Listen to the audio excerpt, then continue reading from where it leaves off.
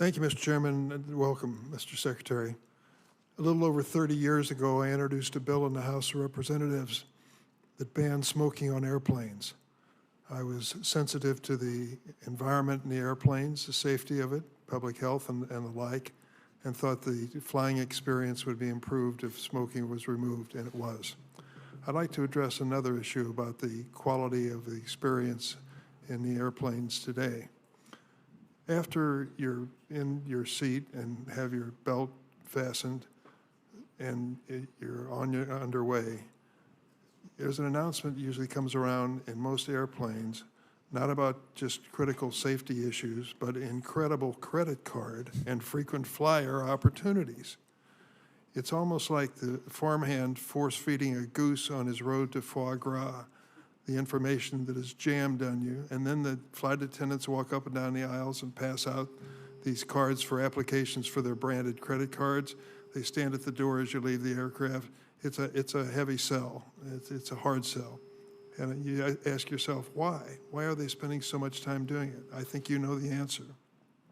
Because major airlines make more money off their branded credit cards in your pocket than they do off their aviation operations. It turns out those big airlines are actually credit card companies that happen to own a few airplanes. So the question I have for you is, who polices the ranks when it comes to these frequent flyer programs? There's a lot of expectation and a lot of investment in those programs by millions of Americans. I know that you've initiated, through the administration, an interest in this field. Can you tell us more? Yes, thank you. While we are, of course, not a banking regulator, we are an airline regulator. And as those business lines get blurred, we're recognizing that our responsibility to protect passengers may well come into play. We share your concerns about the rights of passengers who count on these or are told about these rewards programs. DOT has launched a review of our U.S. airline reward programs to determine if there are any unfair and deceptive practices, and we'll take enforcement action if appropriate. That includes analyzing consumer complaints and meeting with airlines, and we're considering soliciting further information. The other thing I would mention, having noted the boundaries of our lane, is that we're coordinating with CFPB, recognizing that there is a mutual concern here. In fact, we plan to convene a joint hearing with CFPB on May 9th with industry representatives, labor leaders, and consumer advocates to talk about competition issues and challenges that consumers are experiencing with some of these airline and credit card reward programs.